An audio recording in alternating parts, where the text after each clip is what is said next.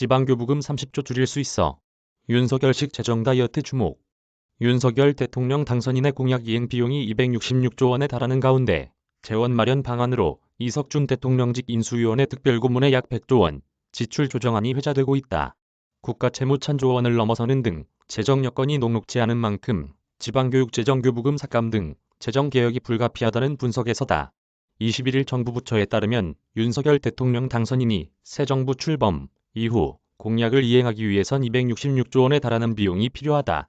이 가운데 가장 시급한 공약은 50조 원 재원을 토대로 한 코로나19 피해 소상공인 손실보상이다. 정부의 올해 1차 추가 경정예산 편성으로 13조 5천억 원이 이미 소상공인 지원에 쓰였다는 점에 비춰볼 때 30여조 원 재원이 추가로 필요한 상황이다. 문제는 윤 당선인이 나라 빚을 늘리지 않기 위해 추가 국채 발행을 하지 않겠다고 공언했다는 점이다.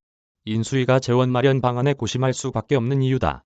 이러한 상황에서 이석준 인수위 특별고문, 최상목 경제 1분과 간사 등이 지난해 출간한 경제정책 어젠다 2022에서 예산 지출 구조조정을 통해 96조 6천억 원 재원을 마련할 수 있다는 시나리오가 주목받고 있다.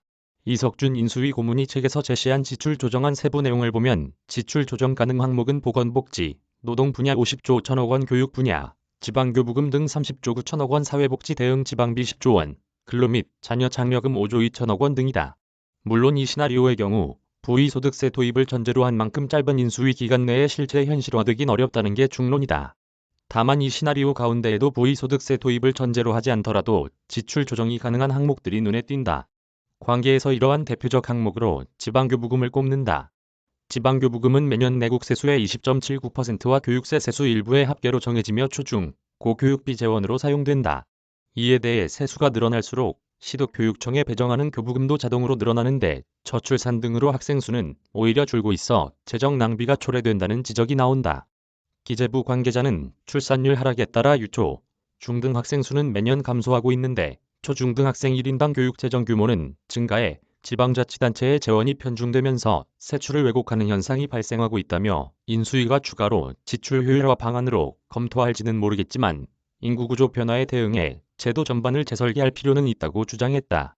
한국개발연구원은 지난해 발표한 교육교부금, 왜 그리고 어떻게 고쳐야 하나에서 현재의 교육교부금 산정 방식은 인구구조 변화와 재정 여건을 고려하면 합리적인 배분 방식이라고 볼 수 없다며 현재 내국 세수에 연동돼 있는 지방교부금 재원 마련 방식의 학령 인구의 변화 추이를 반영하고 소득 증가와 물가 상승의 범위 내에서 교육 투자를 확대하는 방식으로 개편해야 한다고 지적했다. 세종유재희 기자 이메일 주소.